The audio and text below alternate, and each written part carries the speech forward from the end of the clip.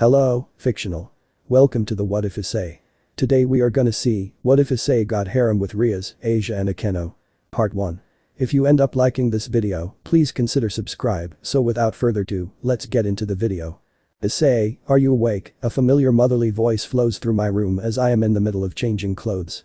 Yeah, Mom, I'm just about done getting dressed. I responded. Breakfast is ready when you get down here. She shouted back. Oh, I forgot to introduce myself. My name is Issei Haidu, and I'm 17 years old. Today I'm about to start my first day at school. I recently arrived in Kuo Town, about a week after my mother, Miki, got a new job as a stalker associate at the local branch of a large corporation based in Kyoto. It wasn't always the two of us. A stranger in a dusty black trench coat murdered my father, Guru, right in front of me 1.5 years ago. We never caught the assailant or found him. Since then, I've been having nightmares about that day when that man took the very most important person away from us. Although Mom always displays it for my benefit, she felt as though someone had ripped out her heart and set it on fire on the inside. A few days later, my mom took a job and worked tirelessly to ensure our financial recovery. Her effort led to a promotion and a branch assignment in Kuo Town. For the first time in months, she can finally get a chance to take it easy. I'm so proud of her, and I know that my dad would be too. After I got done getting dressed, I went downstairs to see my mother in the kitchen with a hearty plate of breakfast for me on the dining table. Good morning, Mom. I greeted. Good morning, son. In addition, my mom greeted me back with a kiss on the forehead. So I might be coming home late, there is leftover pork roast in the refrigerator. Okay, I said as I was digging into my plate of breakfast. How late will you be, exactly? I'm not sure, but once you return from school, there's a small list of chores you need to complete before the end of the day. Okay, I'll get it taken care of. Do you need a ride to school? I can drop you off on the way to work. My mother suggested this. Nah, I'll be fine walking, don't worry. I politely decline. As several minutes passed, I was walking out the door and following the sidewalk on my way to school. The sun is shining, the cherry blossoms are floating through the air, and the scent of the city fills my nostrils. Despite being a new student, I can't say I'm excited to start school. So I don't know what it will be like at a school that recently went from all girls to co-ed. Smack. I was so lost in my train of thought that I didn't pay attention to the school sign right in front of me. Well, I guess I'm here. As I rubbed my forehead, I commented. Are you okay? A voice came from behind me. Yeah, I wasn't looking and planted my forehead on the sign. I got on my feet and turned to see the voice's source, who helped me pick up my bag from the ground. Thank you very much. Are you a new student? She asked. Issei Haidu, second year. I greeted. I'm Kaneko Taoju, first year. She greeted me back. She actually looks really cute. She has really nice white dyed hair, complete with an adorable black cat hair clip. She's a bit smaller in height, but I'm not judging, and she also has a sack of sweets on the side of her bag, which suggests that she has a sweet tooth. Nice to meet you, Kaneko, I said. So, since I'm new here, do you know where I report to? So, you'd need to report to the student council, they'll take care of you and assign you to a homeroom class, where you will be going from here on out, so you are going to need to talk to the head councilwoman, named Sona. Kaneko explains. Where's that? I asked. Walk to the school entry door and take a right, at the end of the hall, you'll find the door that says student council. Okay, thank you Kaneko. I thanked her as she smiled and gave me a nod. After I got acquainted with Kaneko, I did what she told me to do and proceeded to find the student council room. I entered the building and came to the hallway, where students occupied every corridor. The sounds of teenage gossip, laughter, and small talk filled the air, just like at any other school. There were barely any other male students here, mostly because it recently became a co-ed school. It's going to be hard trying to make new friends here.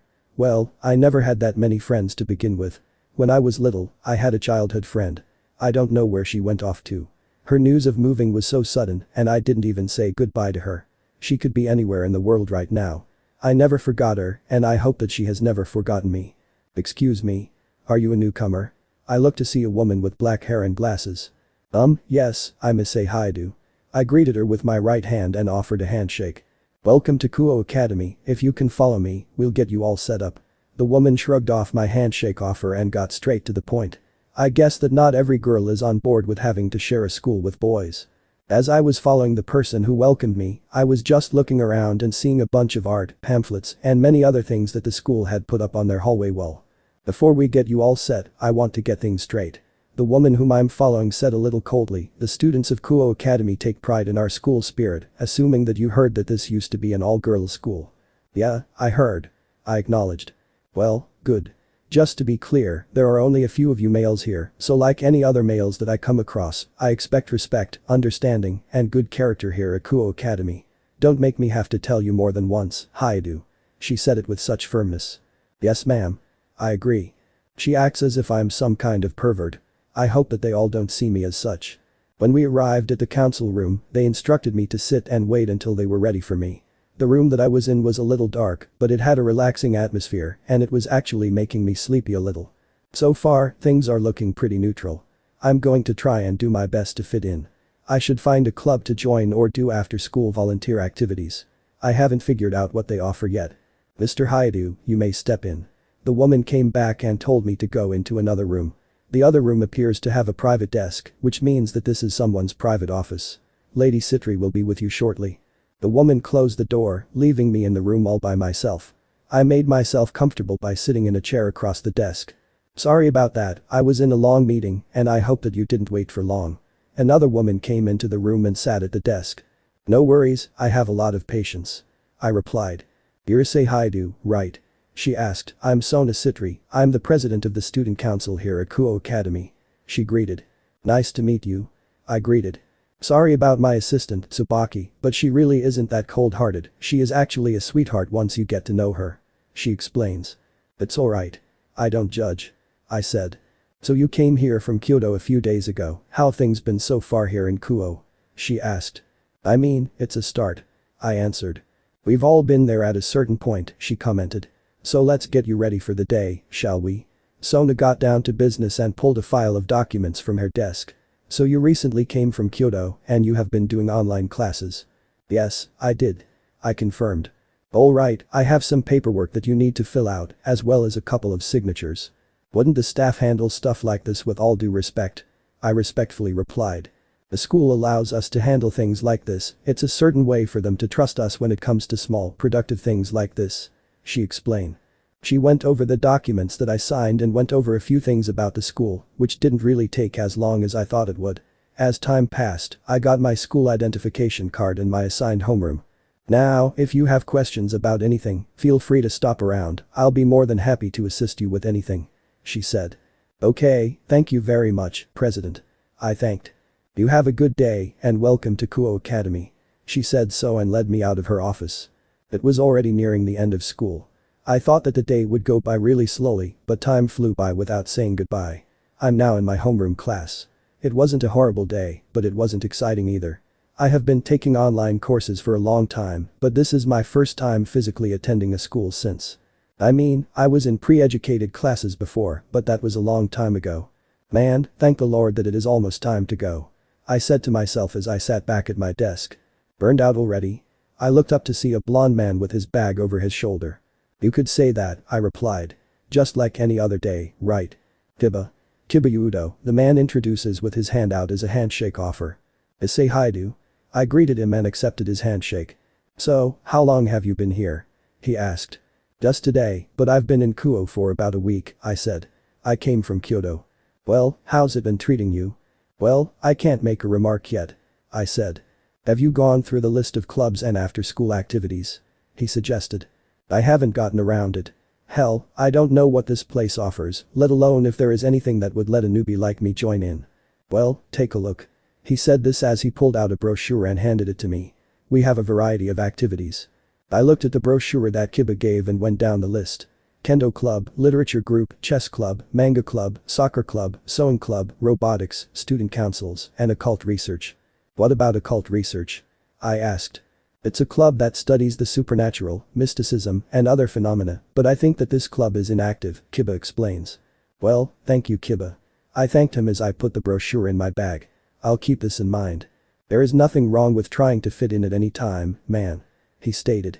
As a few minutes passed, the school bell finally rang, and the hallways began to fill with departing students. Finally, I better get home so I can start doing my chores. I thought to myself as I collected my belongings and headed to the hallways with the other students. It's Lady Rias and Lady Akeno. I heard a student shout and point out these two particular third-year students who were walking through the hallways, as everybody appeared to be idolizing them. Rias has crimson, sparkling red hair that goes down to her back, and her eyes are as blue as the open ocean. Akeno has dark purple, straight-lined hair that is tied into a ponytail with a red ribbon. They are so cool. Another student commented. Who are they? I asked myself.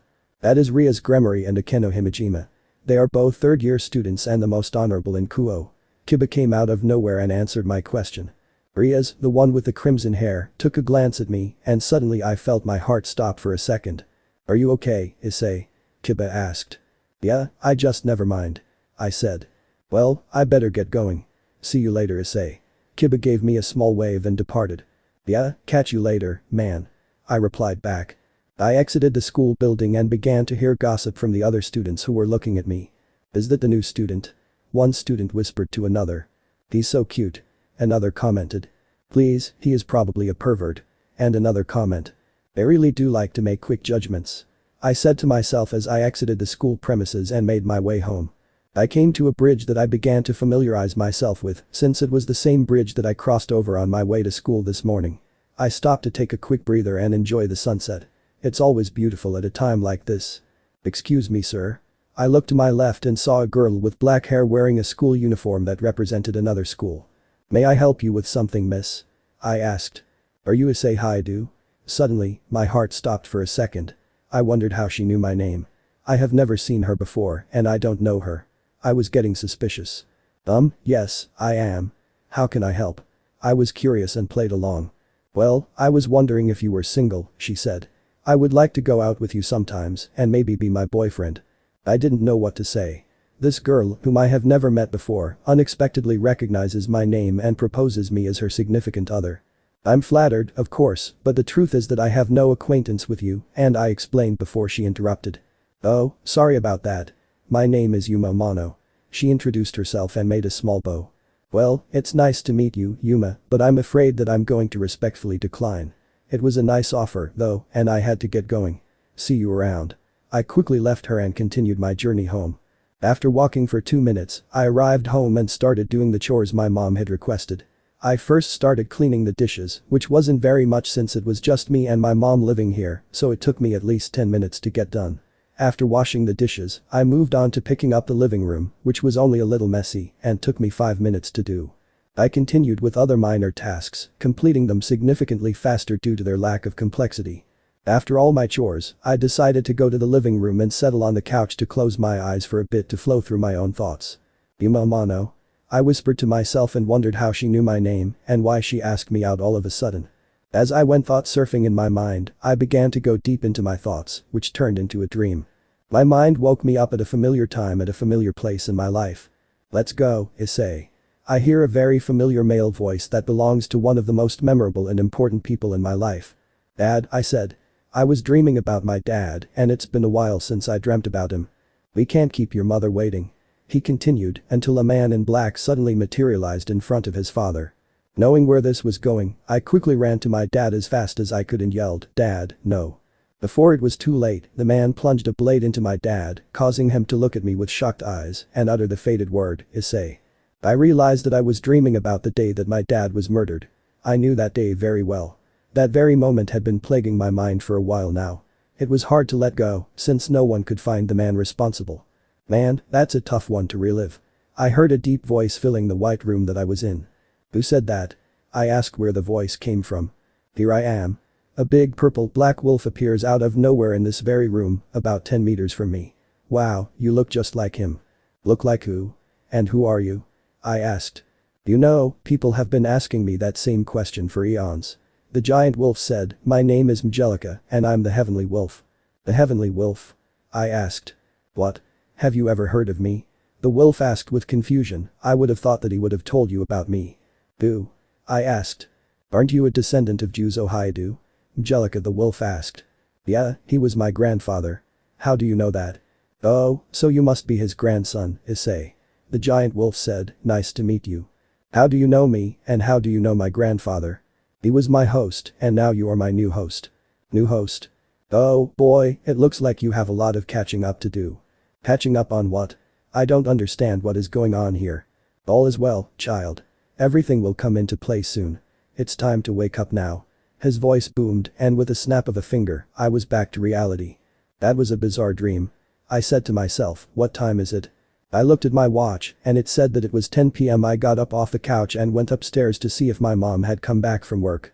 I opened her room and found her lying in bed, clutching a picture of my dad.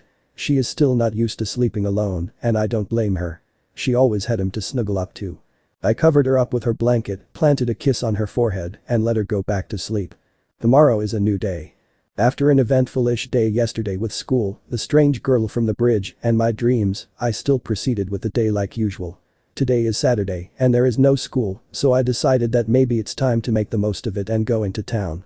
"Alright, I'm going to head out, Mom," I shouted. "Where are you going?" my mother inquired.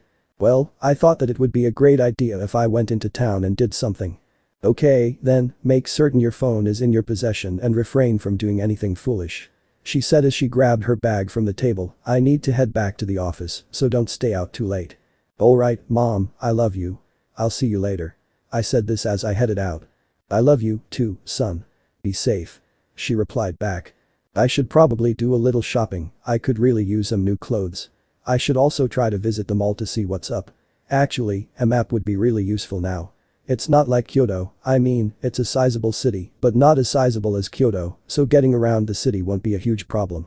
At least the streets are not that crowded. Alright, let's see what we get here.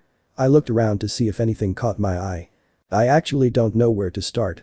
This is the first time that I have gone out since I moved here. It has never occurred to me to do so, but I absolutely will not isolate myself in the house. Well, look who it is. I turned around to see a very well-known acquaintance that I met at school yesterday. "Kiba, hey, how's it going?" I greeted. "Just doing a little shopping. What are you up to?" Kiba asked. "Well, since there is no school, I considered going out and about and I'm trying to figure out what I can do," I said. "You can tag along, I'm meeting up with a friend. Care to join me?" he offered. "Yeah, that sounds like a great idea," I said. "So, what are we going to be doing?" "Remember how I told you that the occult research club is inactive?" he reminded me. "Yeah." I remembered. "Well, we decided to revive it and we thought the old building right along the western side of the school could serve as the club's new home." "Okay, so what are you going to do with it?" "Just the basics, like buying cleaning supplies so we can clean up the place and get a hold of some decorations for the beauty looks." "So who is going to run the club?" I asked. "Rias Gremory," he answered. I began to have an image flash of the girl with the crimson hair and once again, my heart stopped for a second. She is leading the club. Yes, along with her best friend, Akeno, who was also the other one from yesterday. He explained. As Kiba and I were having conversations, we arrived at the mall and saw another well-known acquaintance from yesterday. "Issei, this is," I interrupted Kiba. "Kaneko?" It was Kaneko that we were meeting up with. "What are the odds of that?"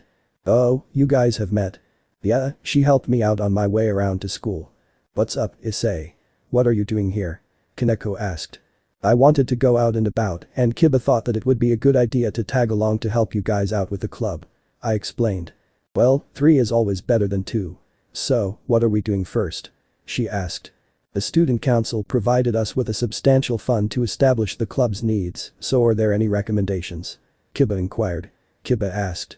"Well, it can't be a research club without any books, so we can start there," I suggested. "Very ideal, but what else?"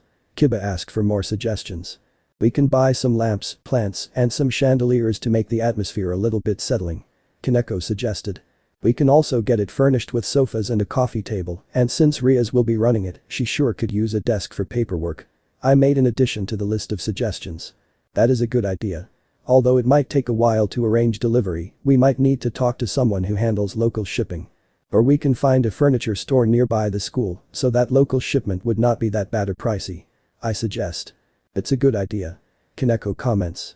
A couple of minutes later, we made ourselves a list of things to get for the occult research club to get up and running.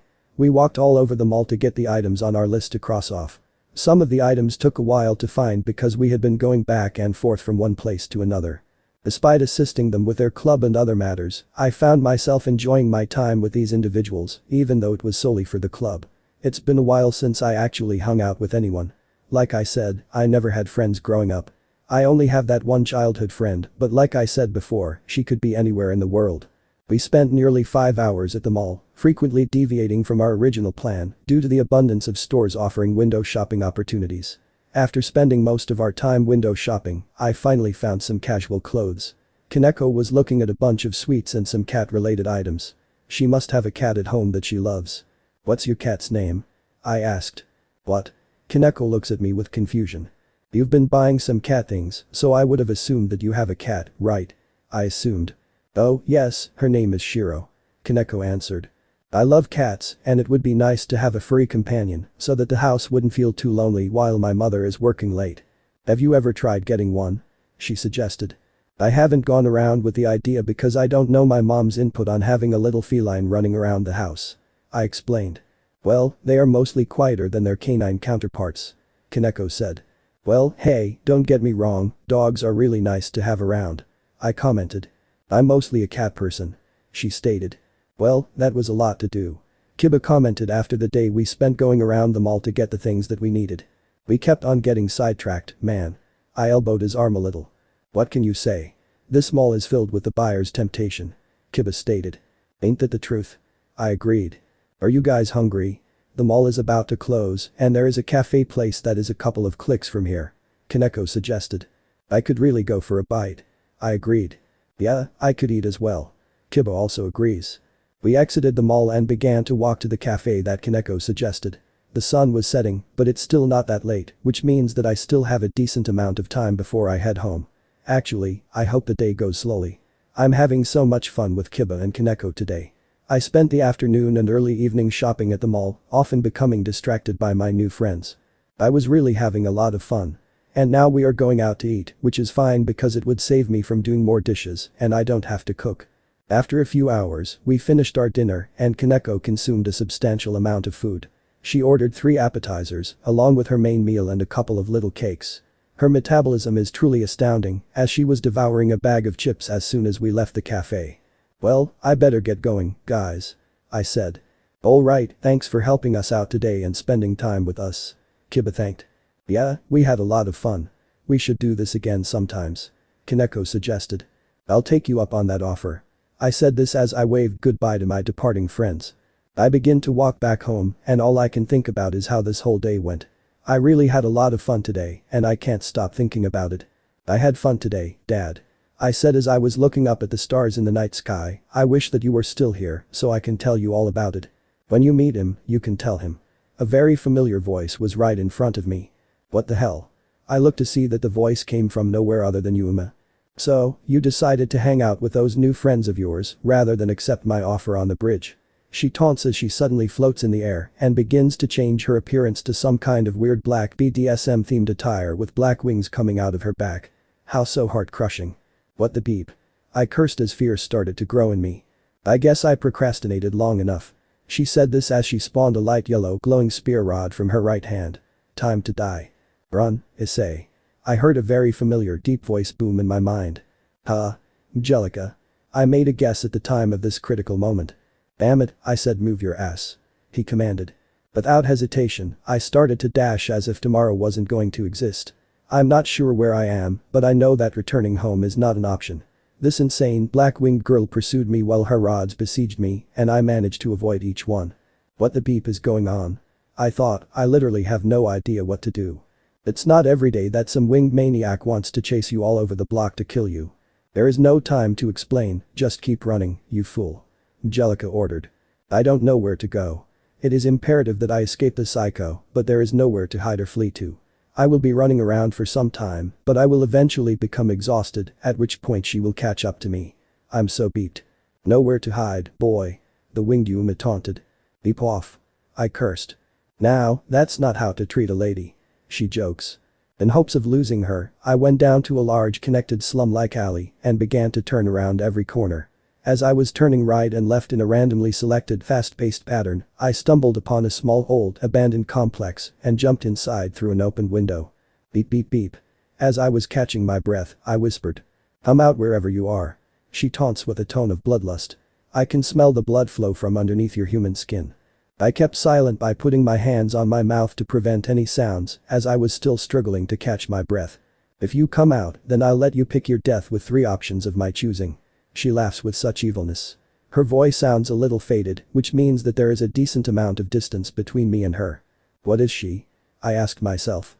She is what you call a fallen angel. Mgelika answered out of the blue. Wait, Mgelika, is that you? A lot of questions run through my head. Nice to see you too, Guru's son. Mgelika greeted. I thought that you were only in my dreams. Is this real? I silently freaked out. Easy, son. Just breathe. He tries to comfort me. It's easy for you to say. I argued. Like I said, I thought Juzo or Guru would have explained this to you. He countered. Explained what? Are you going to tell me that monsters exist as well? I freaked. I told you that I would get the chance to explain to you. Yeah, right, like when I'm dead. In case you forgot, we are being hunted by a fallen angel. That's also the confusing part. No shit. All of this is confusing as beep. No, I mean, what is a fallen angel doing here in this territory while attacking during the temporary ceasefire armistice? What are you talking about? What do you mean by territory? And what ceasefire armistice?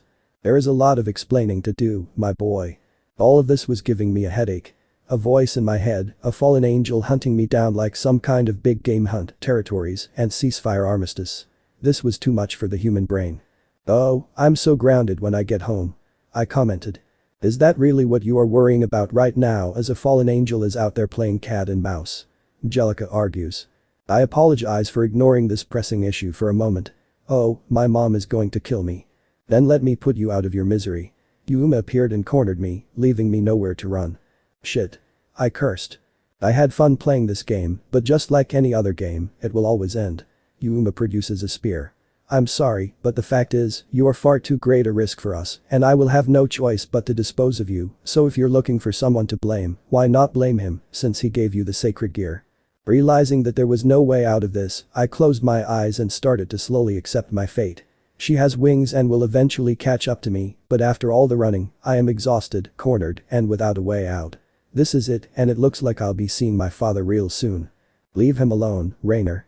I open my eyes to see Kiba and Kaneko right in front of me in a fighting stance. Kiba, Kaneko. What are you doing here? She's beeping unhinged. I declared. My, look what the cat brought in. Yuma, or now Rainer commented. I'm sorry, but you're not welcome here, so please pack up and leave. Kiba demanded. This doesn't concern you, devils, so I suggest you stay out of my way. Rainer threatened. Unfortunately, you are on our territory and have to abide by the rules of the armistice. Kaneko stated. So, like I said, you must leave. Kiba ordered. Screw the armistice and that mindless Azazel for agreeing to such disgrace. Rainer yells as she pulls out a spear. Kiba then spawns a sword out of nowhere and Kaneko puts on some fighting gloves. What the beep? I was so confused and shocked to see what was going on. Then a fight between them begins. Rainer was throwing spears at Kiba and Kaneko, who dodged and deflected. Kiba was swinging and slashing at the incoming spears with his sword as they broke into particles.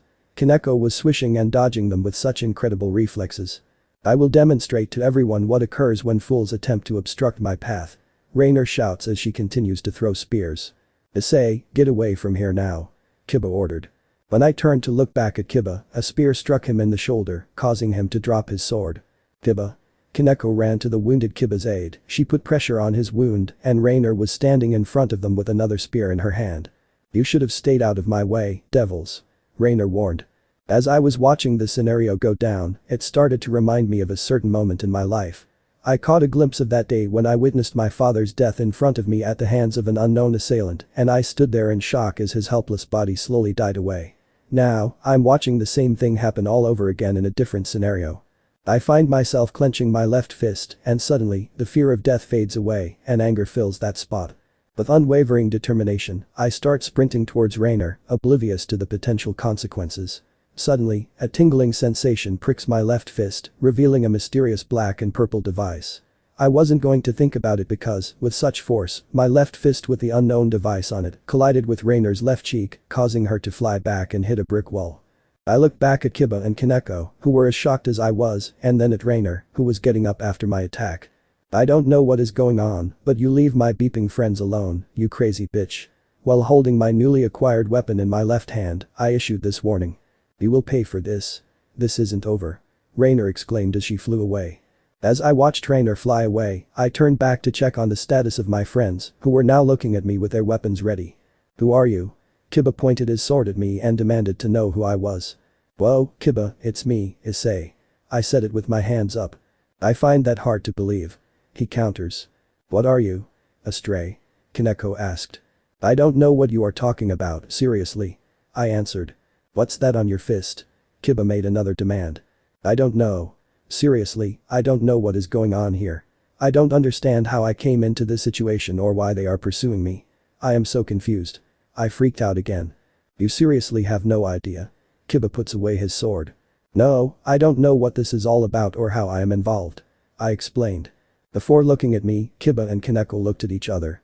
I don't sense anything about him. Kaneko spoke to Kiba. He possesses a sacred tool on his left hand. Kiba said.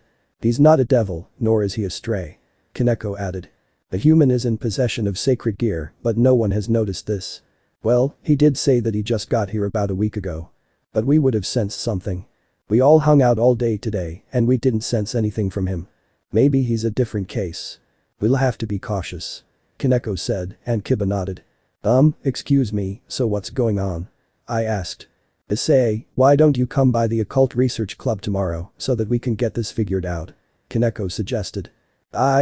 Look, I don't know what is going on, but I've been having a very eventful day, but I just want to let you guys know that I don't mean any harm, and I'll come by tomorrow in peace if you agree that no harm will come to me. I said. We will uphold our end. Just come by in the afternoon so that we will all be present. Kiba said. We'll let everyone know. I am uncertain about the meaning of everyone. Rainer called them devils, and Rainer is a fallen angel. I have no idea what I've gotten myself into, but this includes whatever the hell I'm holding in my left hand. It went from being a peaceful day of hanging out with friends to being a game of cat and mouse to being a full-on fight. Yeah, this is too much for the human brain. So after the events of last night, I find it difficult to get some rest. I would have died last night if it wasn't for Kiba and Kaneko. I have to meet up with them at the club today, and I'm not so excited about it. If Mom found out about any of this, she would be in an early grave. What bothered me was that, right about when Rainer was about to kill me, she said something about blaming him because he was the one that gave me the sacred gear. Who is him? And what did he give me? Thankfully, when I got home last night, my mom was asleep. I managed to escape that situation, but now I must attempt to avoid another one. Mgelika once said something about my grandpa Juzo and my father, hoping that they would have explained this to me. Did they both know something about this? What was their involvement in this? Does my mother also know something about this? All I know is that being a Haidu is stressful right now. I would be an average Joe if I could be someone at this moment. I commented. I looked at the time and saw it was 11 o'clock AM. I got to be over there in a couple hours. I'm experiencing a lot of anxiety right now. I can't get my crap together for my own sake. Okay. This is real. This is real. I have no choice but to accept that, after everything that happened, I've come to terms with it. I really don't know what else to do right now. I haven't been this anxious and afraid in my entire life. What have I gotten myself into? Now I'm really scared of going outside, knowing that something can be just around the corner to get me. The decision to mandate Mom again may have been beneficial if she ever found out about it last night, as I could only imagine. Okay, let's just close our eyes for a bit. I said this as I lay back in bed, slowly closing my eyes. Even during this time, I got to relax. I have to get it together, or else I'm going to start freaking the beep out. I really couldn't go back to sleep with so many thoughts flowing through my brain. It just put a lot of pressure on me, so I got up and started pacing around. After discovering the existence of devils and fallen angels, who wouldn't? This would be a perfectly natural reaction to the situation. Don't expect me to play it cool and smoothly. My anxiety was through the roof, and pacing around my room wasn't helping, so I went downstairs to the living room and went back to pacing again through the living room and the kitchen. My heart was racing, and my eyes were twitching. I couldn't stop panicking. I've been in this state all night, exacerbating the sleep deprivation. My mind is spiraling out of control, and my body begins to ache a lot. I have no idea what the hell to do in response to this. It was completely overwhelming. After being in this current state for several minutes, my body begins to shut down, with my mind going blank and my vision going dark. I felt my body hit the floor before my consciousness faded away. My anxiety and fear vanished in seconds, and I awoke in a room of infinite purple color. It felt lucid, which only means one thing. Have you calmed down, son? Purple, blue, and black flames adorned Mgelika's fiery entrance. Mgelika, what happened? I asked. You had a panic attack and passed out, so I brought you here. He explained. Oh. That was all I could say at this point. You okay, lad? Yeah, I'll be fine. Alright, let's get down to business. What do you want to know? Start with the basics. As you know, there are angels, fallen angels, and devils, and they have been around for eons. I thought, what did they mean by armistices? With Lucifer's rebellion, 1/3 of heaven's population fled and fell to earth during the war in heaven. They didn't have anywhere to go while Lucifer was still hell-bent on taking over heaven. A fallen angel, Azazel, called Lucifer mad and departed from the group along with those that stood with Azazel. And those that stood with Lucifer. They followed him to the deepest depths of the world and indulged in their demonized state as their appearance changed with time. Pointy red tails and red horns with bat-like wings. You can say that. A three-way war. Both sides suffered massive casualties during the eons-long War of Revelations, resulting in only occasional small conflicts. It was really that bad, huh? It was tiring, and the majority of personnel on both sides just got up and left the battlefields. They were abandoning their post. Can you blame them? I guess not. Therefore, the Archangel Michael of the Angels, General Azazel of the Fallen Angels, and the Devil King Lucifer signed a ceasefire armistice for the sake of survival. So there was no winner, and both sides just had enough. Yes. You mentioned territory last night. What do you mean by that? How is under the control of devils governed by a high-class devil? Rainer made a statement about Azazel's shame. It sounds like there is some dispute among the Grigori ranks. After the war, Azazel became a peacekeeper and tried to avoid conflicts for the sake of the fallen angels. But some didn't want Azazel to sign the armistice. The warmonger, Grigori Kakabiel. After Mgelika said that name, somehow my mind started to ponder it. Kakabiel, I think I've heard that name before. The name somehow resonated with me. Alright, Issei, I'm going to let you go. What? Those devils that you were supposed to meet up with came to your place and found you passed out. They took you to their club. Should I be worried? No, they mean no harm, and I don't sense any hostility. But I still have more questions. Don't worry, Issei, we'll have more time soon. As he sent me back to the real world, Mgelika spoke. After Mgelika sent me back to reality, I woke up and found myself lying on a couch in a red room with a bunch of books, candles, and plants. Rias. He's awake. I heard a very familiar voice. I got up and placed my hand on my head, feeling some tension. The other day, I looked around and saw Kiba, Kaneko, and the third-year girls from the hallway. Issei, right. How are you feeling? The crimson-haired lady approached me and placed her hand on my forehead. Alright, I guessed. How did I get here? I asked. You didn't show up at our scheduled meeting, and I had Kiba and Kaneko come get you. She explained. We found you lying on the ground with no response, so we brought you here as fast as we could. Kiba explained. Thanks, Kiba. I was thankful. My name is Rias Gremory, heiress of the House of Gremory. Nice to meet your acquaintance. Now, before we get down to business, do you need anything for your conditions? Rias offered me hospitality. A glass of water would be great. I accepted her offer. We had a conversation for about an hour. She explained to me who she is and what she does for work, and she introduced me to her peers. Kaneko, Kiba, and her best friend, they don't resemble the biblical evildoers described in the Bible as a group of devils. After all, I guess the war did change them. She also explained that what I have in my left hand is what they call sacred gear. Their low populations necessitate the use of evil pieces to reproduce and sustain their numbers. They are based on chess pieces and look like she is the king, Akeno is the queen, Kiba is a knight, and Kaneko is a rook. I haven't seen this sacred gear in a long time, Rias said as she was inspecting my sacred gear. Only in storybooks. What do you mean? I asked. It's still in a premature state, but this must be the howling gauntlet of the Heavenly Wolf. You're kidding. Kiba comes up and looks at my gauntlet. I mean, it's just like any other sacred gear, right? I'm sure it's not that special. I commented. Oh no, Issei, this is actually one kind of sacred gear. What do you mean? God bestows special powerful abilities upon humans through sacred gears, also known as God's artifacts, and created the sacred gears as part of his system to enact miracles on earth.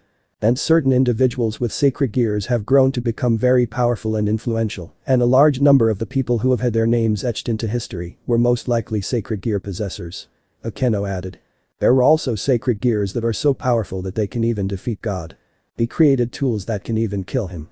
Yes, those are known as Longinus artifacts, similar to your howling gauntlet. Kiba stated. No way, I said. But your artifact is actually very rare. Rias said. How so? I asked. The Howling Gauntlet is not only a top-tier Longinus tool, but it is also the only sacred gear that is passed on genetically. Akeno said. Genetically? Which means that this artifact has been in your family's bloodline for generations, but it skips every other generation. I didn't know that I was very special. Therefore, only the grandchild would inherit it. What's your family's surname again? Rias asked. Haidu. I answered. So you must be a descendant of Juzo Haidu. Rias explained. How do you know that? I never met the man, but I've heard stories of his success. He has quite a reputation in the world of the supernatural. I'm surprised that you didn't know that. Kaneko commented. I never knew my grandpa. He died when I was less than a year old. That explains how Mgelika knows my grandfather, because he was his host, and I guess that is why he knows my father, too. I wonder if mom knows about this, too. That's probably why the person who sent Rainer to kill you must have considered you very dangerous. Kaneko said. What? I raised an eyebrow. Rainer is not some high-ranking fallen angel, so she must be under the command of one of the higher-ups. Ring. Ring. I felt my cellular device ringing and vibrating in my left pocket, so I pulled it out to see who was trying to contact me. Sorry, I got to take this. I said it politely. I looked at the screen, and it showed mom, so I pressed the green button and swiped to answer. Hello. Issei, are you at home right now? Mom's voice comes out of the phone. No, but I'll be home in about a few minutes. Okay, when I get home, there is something that I need help getting out of the car. Okay, I'll be waiting. I hung up the phone call and faced the rest of the gang, saying, I got to get home to help my mom out with something, so I guess I'll see you all later. Before mom came back, I got up from the sofa and exited the club to get home. What are your orders? Kiba asked. We must monitor him closely. Rainer will try to find him and finish her mission. If you see anything, report it back to me. Rias commanded. I decided to walk back home, taking advantage of crowded people and open spaces to avoid Rainer or anyone else who was out to kill me. I'm obviously confident that they won't attack me in a crowd or in open spaces. I've gotten myself to calm down a bit since this morning. Having to think about all those thoughts just took a toll on my mentality. So, I'm living in the devil's territory and Rias Gremory is the overseer. I guess that I feel a little bit safe knowing that for any fallen angel in the territory, she'll send in Kiba and Kaneko to handle the situation. They said that Rainer might have been sent to kill me, and if that is so, then who would want me dead? Am I really that dangerous to have around? Rias also said that my sacred gear is in a premature state, so how can I get it upgraded? I want to be able to defend myself if an issue arises. Man, can a guy catch a break here? I asked myself. There are so many questions that linger in my mind. Cut me some slack, I'm only human. I happen to possess very powerful sacred gear that can take down much of anything. Indeed, upon further reflection, I am beginning to believe that my only threat to myself is myself. Wow, it really stinks to be Haidu during these times. So, my grandpa, Juzo, was some kind of big shot when he had the Howling Gauntlet. I wonder if he kept a journal or something similar somewhere. We still have dad's stuff in the attic somewhere, so maybe there is something I can do to get this sorted out. Maybe I can ask Mgelika if the old man had anything of the sort. Dad never mentioned to me that grandpa was a Howling Gauntlet wielder. He must have kept it a guarded secret from me. What if mom knew as well? Was this also a burden that she carries as well? Does being a Haidu really mean more than just being a Haidu? What did my grandpa do back in his day? There are so many questions and so few answers. Bump. Why is it that whenever I walk on these streets, something has to give me a smack in the face? As I got up, I asked myself what I hid. I look at a blonde lady in a nun uniform, holding a Bible. I'm sorry, miss. Are you alright? Yes, my apologies. I wasn't paying attention. The nun said this as I offered my hand to get her back on her feet, which she gladly accepted. Just one of those days, I guess.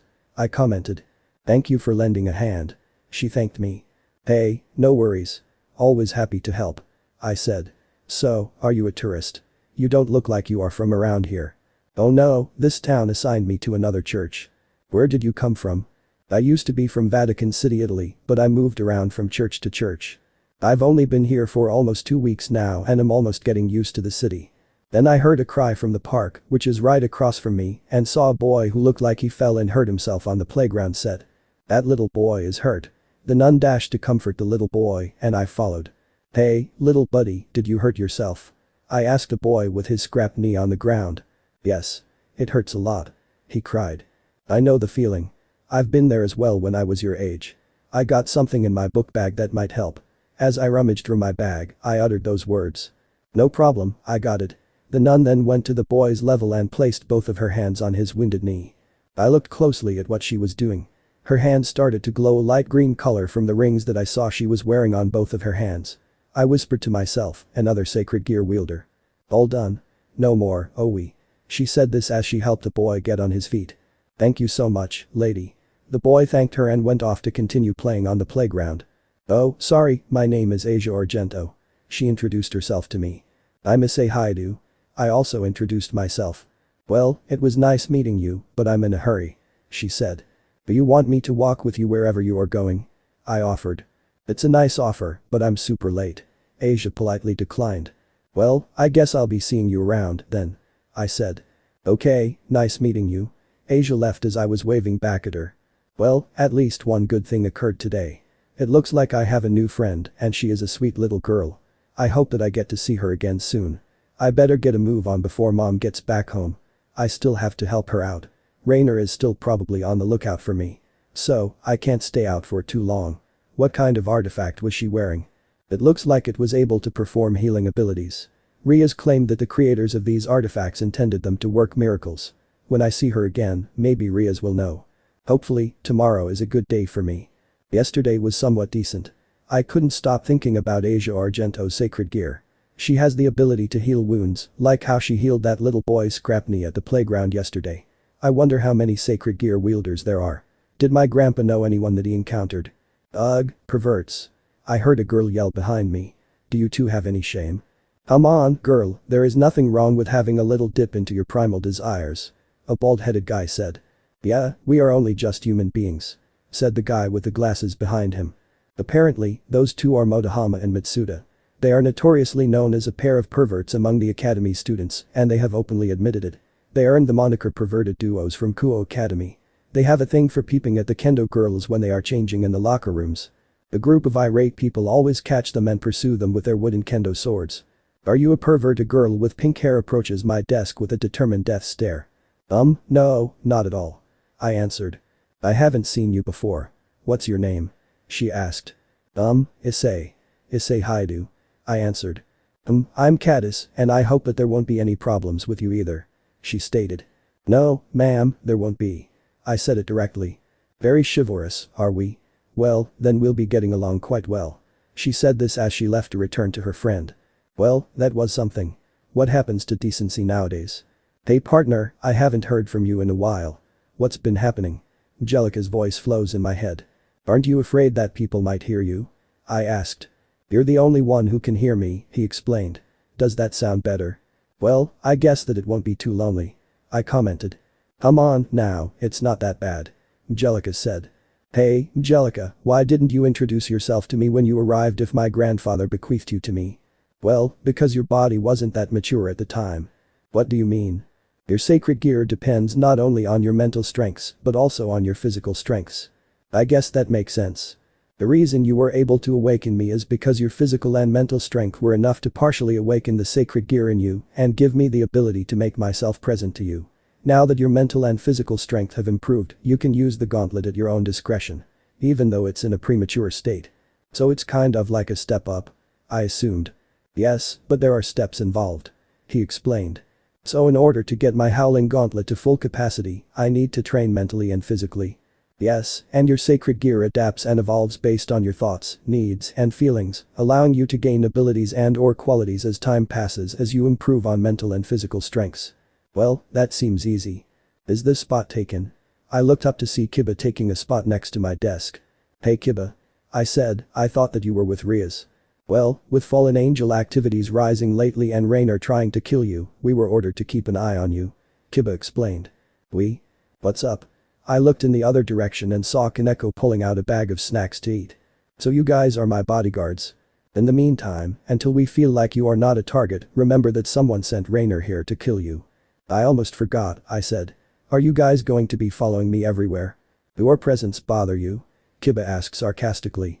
No, it's just that there are certain times when I like to be in private. Despite his sarcasm, I clarified my intentions. Pervert. Kaneko commented. It's not like that. I exclaimed. Relax, Issei, we're not that kind of creepy. Kiba said. When school is over, I typically take the long way home to avoid Rainer catching me if I am by myself. Now that Kaneko and Kiba are tagging along under Ria's command, I guess that I feel safe taking the shorter way home. Although they didn't mention actually going home with me, at my place. Are you guys seriously going to my house? I don't know if my mother would be happy to let you guys stay with me for this long. I said. Don't worry, Issei, I'll handle the talking. Kiba said. I really don't want to know what he meant by that. After walking for 4 minutes, I reached my house, where I saw my mom's car in the driveway. I don't know how to explain this to her. Mom? I'm home and have brought a few guests. I shouted as I entered the house. Mom came downstairs and saw me and my so-called bodyguards. "Welcome home, Issei. So, who are your friends?" "Mom, this is Kibayudo and Kaneko Taoju from school." I introduced my mom to my devil friends. "Hello Mrs. Haidu. It's a pleasure to meet you." Kiba greeted my mom with a bow. "Howdy." I also rolled my eyes at Kaneko. "It's very nice to meet you, and it's a wonderful thing that you made some friends." She said, "So how long are you going to be with us?" "We'll stay here as long as we are in the middle of a school project that will take us quite a while." "Very comforting," I commented. "Don't worry, we will do our parts to help you and your wonderful son to the best of our ability." Kiba said it with such charisma. There's no way that what he says will ever work in a million years. I said this to myself as I placed my hand on my forehead and closed my eyes. "That's wonderful. It's nice to see that you have such friends with great endowment." I looked at my mom with a shocking expression, as if someone had put a spell on her. "What the beep?" I exclaimed and looked at Kiba. "Issei, watch your language. We have guests in this house. Now, I'm going to get dinner ready and let you know when it's time to eat." She happily said so and went to the kitchen to cook dinner. "Seriously? See, nothing to worry about," Kiba commented. "I have no idea what sort of demonic voodoo magic you performed on my mother, but you must remedy the situation immediately." I made this declaration while pointing a finger at Kiba. "Relax, Issei.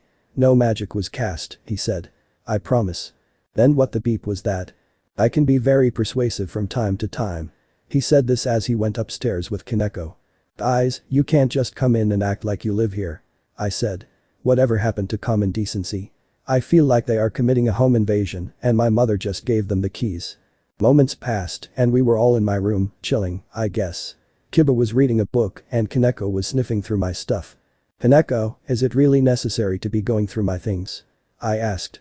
"You really don't have much," she answered while wearing a pair of my shorts on her head. "Does the term privacy mean anything to you?" "We are just looking out for you, man," Kiba said. "Just relax. You certainly have a tendency to dismiss that word as if it were nothing, don't you?"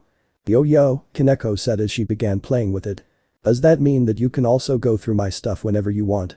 I looked at Kaneko as she continued to play with a yo-yo that she found and began to act like some kind of curious house cat. "I'm hungry." Kaneko said it plainly. "Dinner will be ready soon, but when are you not hungry?" I commented as I laid back on my bed, trying to take all of this in. "There is no need to be uptight, Issei," Kiba said. "We are only keeping you safe." "Oh, whatever," I said, and I grabbed a remote. "Let's see if there is anything interesting." I turned on my TV and started surfing through channels, stopping at a few. Just like always, there is nothing really happening. Dinner finally came around and mom cooked up almost a feast. Kaneko immediately began digging in as if she hadn't eaten in a very long time, despite the fact that I knew that to be untrue. I feel like she could eat the entire house and still not be satisfied. I wonder how she can eat like that and not gain any weight.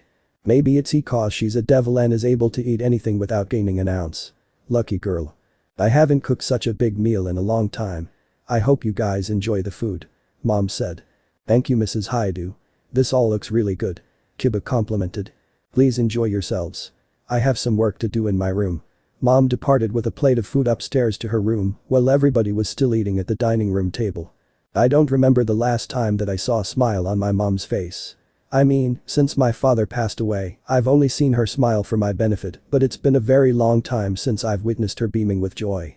So, I ran into this nun yesterday and she told me that the church here in this town is her assignment. I said. "That doesn't seem possible," Kiba said. "What do you mean?" "This is devil territory and there are no signs of church activities in this area, so how could she be assigned here?" Kaneko asked. "Not only that, but she has an artifact just like mine that is capable of healing." Kaneko and Kiba looked at each other and then looked back at me and I asked, "There is something wrong, isn't it?" "There are only 2 churches here that I know of." Kiba replied, "The People of Christ Baptist Church is on the outskirts of Kao, which is not in our jurisdiction." "Oh, and the other?" "The other is an abandoned church here in this town, which is the closest church that there is." "Did you catch her name?" Kaneko asked. "Yeah, her name is Asia Argento, and she told me that she used to be a nun in Vatican City." "Then something doesn't add up. We should probably report this to Rias." "Wait, don't tell me that Heaven is most likely involved in this as well." "It's not likely that Heaven is involved in this, but I also told you that there have been a lot of fallen angel activities lately." "She couldn't be involved in this, can she?" "She may be doing it involuntarily. She could be an ex-nun who ended up working with the fallen. That abandoned church might be the fallen angel's hideout." We don't know how many there are here, and that's why we need to report to Rias, Kaneko added. That doesn't sound good. Asia could be in trouble. I need to find her, but I don't know where this abandoned church is. In the event that a multitude of fallen angels are present, I will certainly require assistance. Maybe Rias can help. I decided to go on a little night walk to clear my mind. And guess who is tagging along? Yep, Kiba and Kaneko. Even if I couldn't try to get away. Hey, can we stop here for a moment? Kaneko asked. For what reason? I asked. My client is nearby, and I would like to get a contract finished if I can. Kaneko replied. Client? Contract? I pondered. Contracting is a job that serves clients here on Earth by hiring us to fulfill their personal desires. Sounds very suspicious. Devils gain various benefits from forming contracts with humans. These benefits may include increased power, improved abilities, and access to materials and knowledge.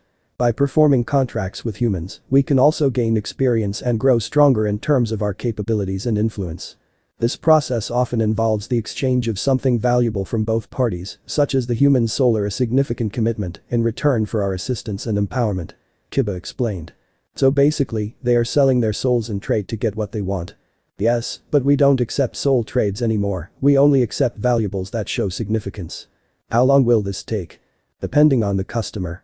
Oh, brother. I sighed as I took a seat at a nearby street bench. While we were waiting for Kaneko to finish up with her client, Kiba and I heard a loud bang coming from a nearby complex. What the hell was that? I got up from the bench and went to the nearby complex to investigate the noise. Where are you going? Kiba asked. Did you not hear the loud noise coming from the complex nearby? I'm going to check it out. I said so, and Kiba followed along. I went up to the house complex's door, where the noise came from, and knocked on it. Hello? Anybody okay there? I realized that the door wasn't closed all the way and decided to enter the place. It was dark, and it smelled pretty bad. I can only see a door with a light underneath. Issei, wait. Kiba put his hand on my shoulder to stop my advancement, and I looked at him. What's wrong? I asked. Something doesn't feel right.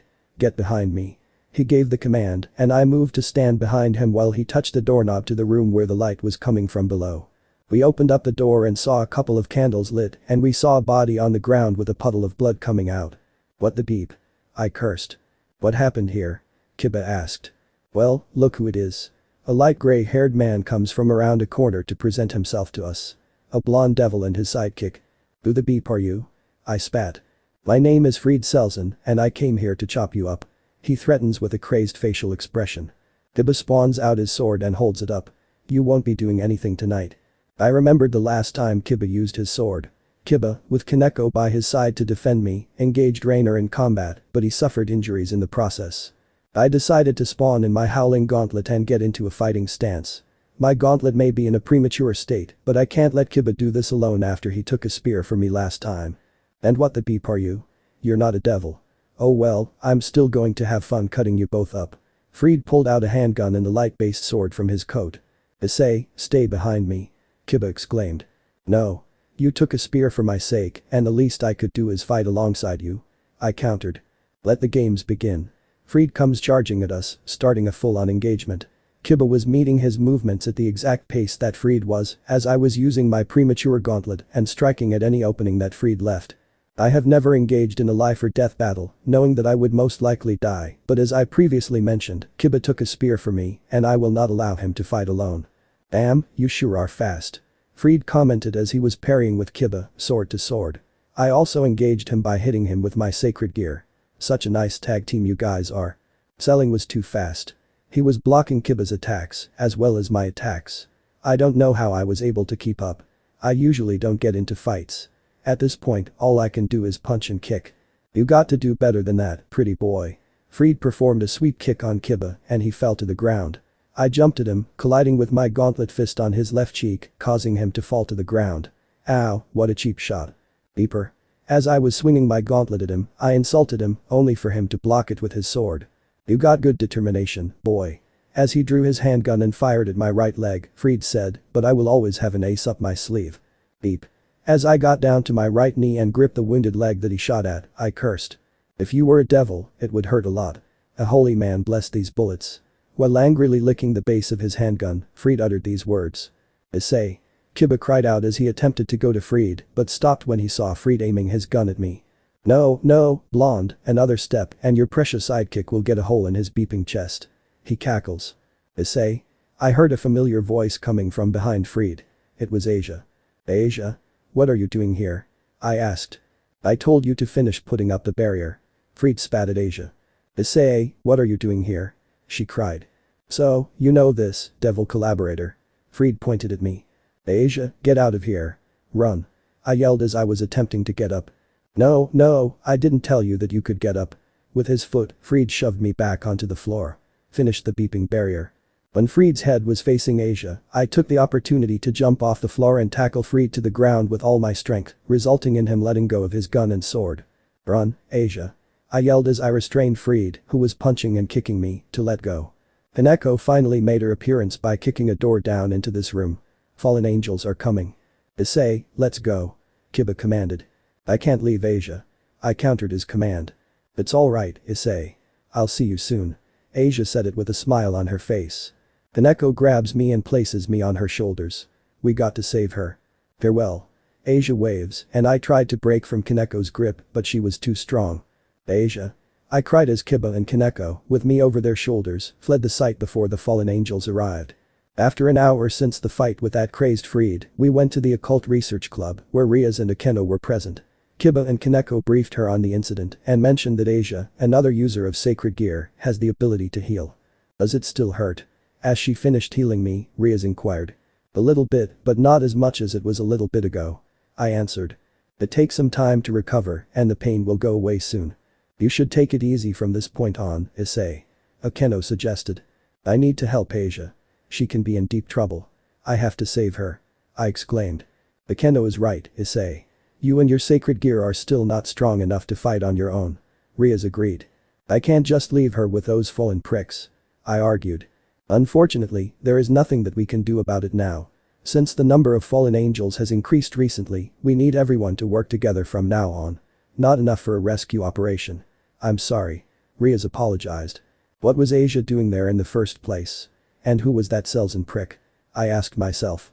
He's a stray exorcist who is doing work for the fallen angels, Kaneko answered. What do you mean, stray? I asked again.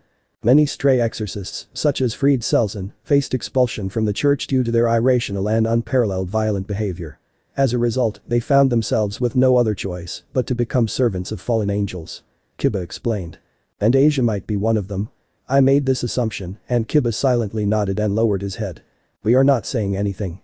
We are just stating the facts that Asia just happens to be a servant to them. Rias said. It doesn't seem right. She's a healer and a gentle soul. There is no way. I exclaimed. I'm sorry Issei. Whether it's involuntarily or not, she is a servant of the fallen angel. Akeno apologized. What the beep? I quietly cursed. Last night, I slept at the club because Rias thought it was a good idea to rest and recover after Fried Selzen's attack on us. The fact that there are some not very good people all around Asia is still on my mind. Although I wanted to help her, I remain weak and must work on becoming stronger. I don't know what to do anymore. Dad, if you can hear me, then I could really use some of your advice right now. If you could show me a sign or provide any guidance, that would be great. You are aware that occasionally failing to acknowledge your best friend is extremely impolite. Mgelika pops up. Mgelika. I exclaimed excitedly. Sorry, I'm just so conflicted right now. Yeah, I know. I can see everything that you see. Asia is with them and I want to do something about it. I said it with determination. You heard what your friends told you about not being strong enough to face the fallen angels on your own. Mgelika said. Who cares? I'm not one of them. They are devils and I'm human. That shouldn't matter. I shouted. That stray almost killed you and you should feel lucky that you were able to make it out with just a couple of slashes and a bullet to the leg. Mgelika argued. I had Kiba with me. I argued back. But what about the next time that Kiba or Kaneko are not with you? It doesn't concern them. You can't just be charging into situations like this on your own. Well, we need to take action. Look, I'm not ignoring the fact that Asia is your friend, but if you go there without a plan and lack the strength and power to do so, not only will she still be in deep water, but you will also die. I remained silent, knowing that I do not know what to do at this point. He is right, though, about me going in there without a plan or the capacity. It's making me feel so stressed and useless. What am I going to do? What plan do I even have? I also have some good news. That caught my attention, Mgelika said. What is it? I asked with curiosity. Since that fight with Freed, you have made some improvements and gained an ability. Well, what is it? It's called Fang Strike. Fang Strike. On a regular basis, you use this ability to strike with your sacred gear, and now you can pack a punch with a great deal of force. Is that so? I held up my left hand. So now, if you ever find yourself wanting to punch that Freed Selzen guy in the face, you can send him through 2 more layers of brick walls. Fang Strike, I said. I'll keep that in mind. I left the club to go back home, and I really did not want to wait for Kiba and Kaneko, even though they were my bodyguards. I just needed to be alone for a bit. Mom must be extremely concerned about my absence from home last night. I don't want her to think that I was in any danger, even though that is a lie. For her sake, I couldn't tell her. In fact, I can't bring myself to tell her about any of this for the sake of both of us. I just got to Kuo about 2 weeks ago, and so far, my entire second week has been so eventful. Have I really gone that far in my insanity? I'm surprised that I haven't rolled over yet. Hey Mgelika, what do you remember before you were sealed away? I asked. Oh, well, before my sealing, I was a well-known heavenly dragon known as Ddraig, the Red Dragon Emperor. You were a dragon? Yes, and I commanded widespread respect and dread beyond the dragon community, surpassing the power of both God and Satan, and no one would rival me except the White One. Who is the White One? I asked. Albion, the White Dragon Emperor, has been my arch-rival for eons. I was so eager to see someone of my standard. Someone that I can match equally. We fought fiercely, dominating each other and improving ourselves. The title fight of respect. I comment. Yes, but our glorious battles were unwelcome to many. How so? The angels, devils, and fallen angels, who were at war at the time, interrupted us while I was continuing my battle with Albion. In anger, both of us attacked them for disrupting our honorable battle, which led them to pursue us. Albion was hunted and sealed, and as for me, before I was sealed, I dissoluted and transmuted myself into the spirit of a wolf. Ddraig was no more, and Mgelika was born. Wow, Mgelika, that had to be pretty rough. I said. There is no doubt that I wish for an extension. Ddraig was the greatest, but things tend to happen, even if we don't want them to. It's how the world works. What if an artifact similar to yours seals Albion? It's been a long time since I last saw him, so he could be anywhere in the world. What happens if you see him again? Are you still going to fight him? I'm not Ddraig anymore, so I don't know what will happen. I understand that my paternal bloodline inherently passed you down, but who was your first host? He was a respectable Aramaic man, known as Raziel the Honorable. So, my father's bloodline goes all the way back to the old Aramaic days. Yes, but I didn't present myself to Raziel until about another 1,000 centuries later. What was Raziel all about? Raziel was a noble nomadic Aramaic traveler who wandered the old Near East, which was a region around the eastern part of the Mediterranean lands that the Aramean people were settling during the fall of the Late Bronze Age, in the 12th century BC. As he wandered, he fought bandits and helped the less fortunate men, women, and children, as he was the first to wield the Howling Gauntlet. For all of his good kind efforts, they gave him the name Raziel the Honorable as a token of gratitude. I believe Akeno stated the first time we met that certain individuals with sacred gear have grown to become very well known, making their mark in history. It looks like Raziel was one of them, as was my grandfather, Juzo. I wondered if my ancestors, the ones that wielded the Howling Gauntlet, made their marks as well. Does this align with the expectations placed on me? Making a mark in history just like my grandfather and the other ancestors that wielded the Howling Gauntlet. Can I really live up to the Haidu name? I just wanted to live a normal life, but now I am hearing about my ancestors and my grandfather's success and legacy. Maybe this is simply fate's design. Like Mgelika said, it's how the world works now. As we were talking about my line of history, I finally arrived at home, but something didn't seem right. The door was wide open, and there were some markings on the ground right along the house's entryway. I saw Mom's car, so I would have assumed that she was home. Hello? Mom? I called as I entered the house. Upon surveying the area, I noticed signs of vandalism. They had flipped over the dining room table, thrown some flower pots on the floor, placed a TV on the ground, and left holes and scratch marks on the walls. Mom? I shouted as I rushed upstairs to see if Mom was home at all, as fear was pumping throughout my body. When I arrived at her room, it was empty, and the door appeared to have ripped off its hinges. I pulled out my phone and speed dialed my mom as my heart was pumping. Please pick up. I plead. Hi, you've reached Mickey Haidu, so please leave a message after the tone. As I hung up and tried to call her again, her voicemail stated, hello, you've reached Mickey Haidu, please leave a message. I repeatedly called and texted her about her whereabouts, but I was not getting an answer.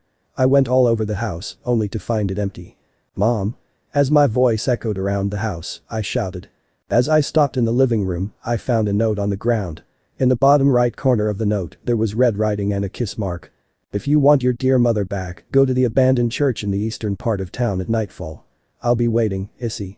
Hahaha. Zoxo Rainer. Images of my father's murder, Rainer hurting Kiba, and Fried Selzen abusing Asia flashed through my mind after reading the note. My hands began to go numb, and my heart started to race as it pumped boiling blood throughout my body. Rainer. I roared in absolute anger. I really didn't care if I hadn't gotten my driver's license yet. I grabbed my mother's car keys, stormed out of the house, and made a beeline to her car. For the last couple of days, Rainer and Fried Selzen have been causing me so much pain, and I couldn't do anything about it because I wasn't strong enough. I didn't care anymore. Rainer possesses my mother, and I will not passively observe this unfold. I'm coming, Mom. I said this as I got into her car and drove off the driveway. Partner. Mgelika speaks. Don't try to back me out of this, Mgelika. She's my mother, and I'm going to get her back. I yelled. I didn't care how I was driving. I didn't care if I was speeding or running through red signs. There's literally no time for me to play traffic safety right now. I'm not afraid anymore. I declared. After several minutes of driving, I arrived at the abandoned church. It was a little removed from the town and surrounded by trees. I can hear some faded chants in there, which means that there are occupants. With my howling gauntlet ready, I got out of the car and headed toward the rundown door entry to the church. Issei. I looked back to see Kaneko and Kiba approaching me. What are you guys doing here? I angrily asked. We went to your place and found it torn up and we saw the note about your mother. Kiba answered. We figured that you were here and teleported as fast as we could. Kaneko added. You guy teleported. No, look, don't try to stop me. I got back on topic. Well, if we can't stop you, then we'll join you. Kiba took out his sword. What? Seriously? We've been through a lot lately, so why not? Time to yank some feathers. Kaneko puts on fighting gloves. Kaneko, do your thing. Kiba spoke as Kaneko broke the door off its hinges. We breached the church, and I hurried in, looking around for any signs of my mother Rainer. The room was moist and rundown, with a broken statue, torn banners, and beaten up shelves. Where is everyone? Kiba asked. Well, look who decided to join the party. Issei and friends. I watched Fried make his appearance. Fried beeping Selzen. I cursed. That's my name, so don't wear it out. He cackled as he made a spin. Where the beep is my mother? I roared. She and that little devil-worshipping nun are both downstairs in the cellar, the stray priest exclaimed. Asia is here too, I thought. So, here's the thing I pride myself on. The fact that I would never have to battle any opponent more than once. Yet, here you are, rubbing it in. If there is one thing I won't put up with, it's watching maggots like you make fun of me in the house of God. So, what do you say, and let's finish this once and for all. Fried pulls out his light sword and handgun. Let's beep and go. I got ready to fight. Kaneko initiates the attack by tossing a bench at Fried, but Fried slices him in two with his light sword. You're pretty strong for a runt, aren't you? He commented. Suck it. Kaneko insults. We all started to fully engage Fried Selzen as he was firing his gun at us, which he missed. Kiba got the opportunity to charge at him and duel it out with his sword. Come on, is that the best you can do? Fried taunts as he parries with Kiba. He shoots and swings his sword at him, and Kiba dodges, blocks, and deflects the bullets with his sword until their swords meet each other and their faces are a foot apart from each other. They're quick. Kiba compliments. You are not so bad yourself, which makes me want to kill you even more, pretty boy. Fried raised his gun, aiming it directly at Kiba. Kiba thankfully dodges the shot and performs an upper kick flip at Fried's chin. Alright, let's get serious. Kiba spoke as his sword took on a deep black hue. Fried stuck his tongue out in a sadistic manner, causing both of their swords to collide violently. The black aura from Kiba's sword began to wrap around Fried's lighter sword. What the hell is this? Fried frowned. The Holy Eraser is a sword of darkness that devours light. Kiba replied. You think I'm afraid of you? Fried taunts as Kiba threw him back, making him stagger. Issei. Kiba called for an opening for me. Beat this, prick. I charged at Fried with my sacred gear, choosing to perform the ability that Mgelika said was unlocked. Fang strike. Oh shit.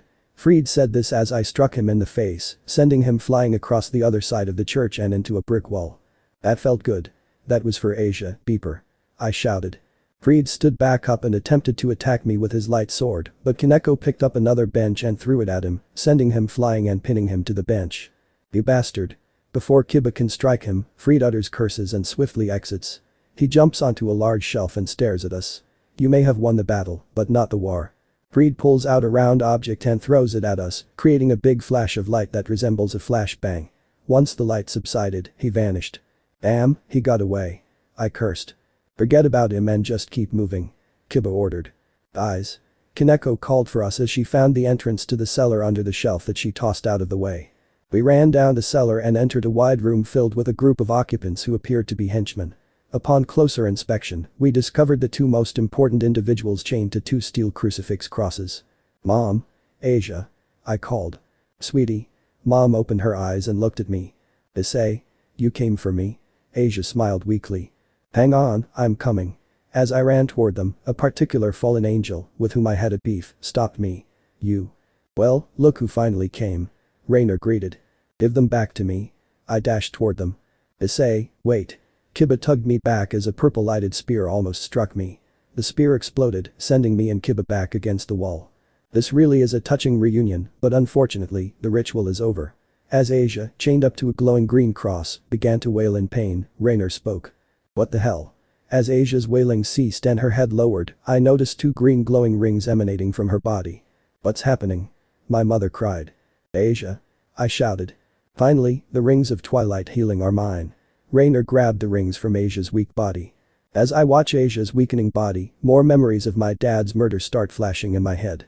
Asia. I dashed for Asia and trampled over the stray priests that were in my way. Get the beep out of my way.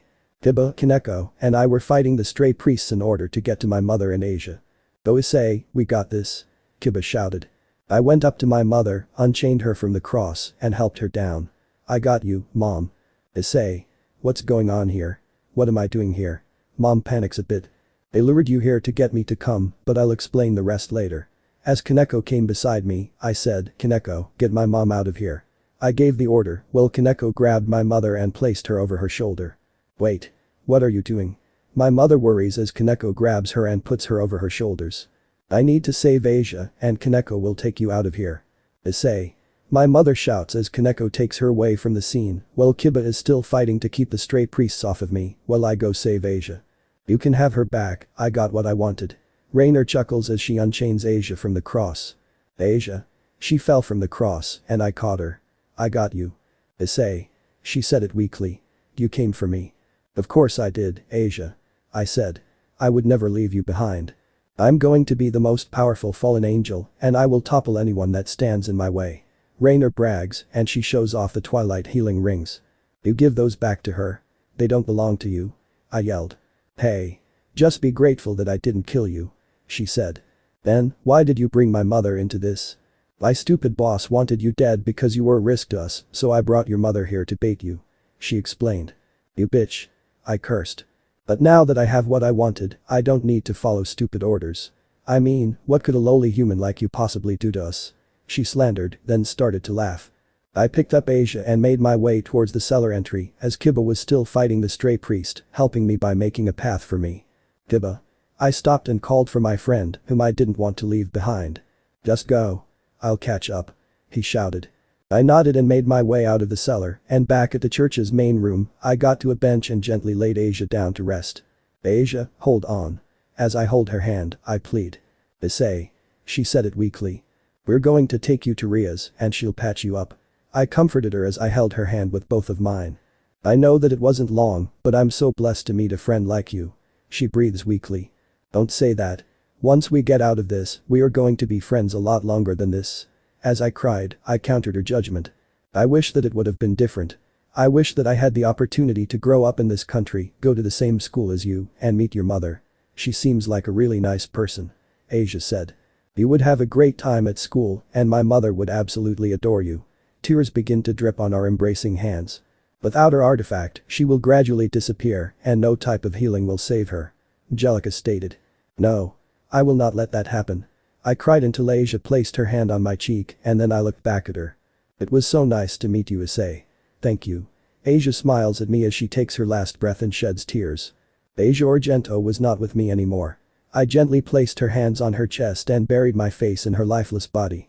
My mind fills up with pain, grief, and anger as flashes of my dad's death set in my mind. It doesn't make sense. She's a young, gentle soul and a healer. She would have helped a lot of people. Bring her back. In the air, I cried and shouted. So unfair, right? Rainer pops out of nowhere. What beep you want? Haven't you done enough already? I clenched my teeth at her. That swordsman of yours did this to me, but no matter what, these can heal much of anything. She shows off the healing rings that she stole from Asia. You better give those back. They don't belong to you. I threatened. All of a sudden, a flow of power begins to build up inside of me. No beeping way. I had to betray my superiors to get this type of power. I'm an opportunist after all. She chuckles. Who beeping cares? Why does she have to suffer because of your selfishness? I barked. Unfortunately, this is the destiny of those with sacred gears. Bullshit. Did you pick that up with a pen, or are you just trying to justify your self-centeredness? She would have used it to help people. I insulted. Out of the question. People who use sacred gear like Asia for good wouldn't survive in the real world and would face labeling as heretics and outcasts, she retorted. I shrieked, you should be the one lying in Asia's place. At the top of my lungs. Oh, boo-hoo, how disheartening. Rainer taunts. Your sacred gear adapts and evolves based on your thoughts, needs, and feelings, which will allow you to gain abilities and/or qualities as time passes, as you improve on mental and physical strengths. Howl. My howling gauntlet appears and makes an echoing wolf's howl with the addition of a big flow of energy. Rainer widens her eyes and takes a small step back. I want Asia back. As I charged at Rainer in an attempt to strike her, I screamed again. Unfortunately, I missed her, but I kept coming after her. So you want to play? She taunts me as I continue to approach her. Beep you. I charged at her. You are a fool if you think that you can stand a chance to beat me. She dodged again, but I still kept coming. She flew into the air and shot 2 spears at my leg. I stumbled, but not that much. It didn't hurt as much as I thought it would when Fried shot me in the leg with his holy pistol. Maybe it's all the power and adrenaline my sacred gear was transmitting. Perhaps the experience pales in comparison to the ordeal she inflicted on Asia. This is nothing compared to what Asia went through. As I pulled the spear from my knees, I yelled. You're lucky that you are a human. The pain would be unbearable for a devil. She taunts. I'm not done with you yet. I'll keep fighting you, even if I don't make it out of this. I said. You know, for a human, you can definitely keep up, so kudos for your improvements. My powers start to significantly increase as I have more memories of my dad's passing, Kiba suffering injuries for my benefit, Asia suffering abuse at the hands of Fried, my mother's kidnappings, and Asia's passing. At the same time, my howling gauntlet starts to change. Ameliration. Howl. As my knee wounds fade away, the flow of blue, purple, and black energy flows throughout my body as my wounds on my knees fade away. What the beep? Rainer is frightened. How are you doing that? During this entire time, you continue to cause harm to the individuals I hold dear and suffer. I cried. How are you able to stand? You don't have that capability. You are just a lowly human being. You are nothing. She berates. I ignored her and started to advance towards her as my howling gauntlet produced more energy. What are you? She shouts. My name is Issei Haidu, and I'm the Heavenly Wolf. I shouted. No, it can't be. Rainer starts to take a step back as I continue to approach her. She threw a spear at me, but this time I caught it and crumbled it into little particles. Get away from me. Rainer tries to fly away, but I jump and grab her by the leg. For Asia. I yelled. No. Please wait. She pleads. Hang strike. I struck Rainer with my fully upgraded gauntlet and flew out of the glass roof, off to who knows where. Damn, that felt good.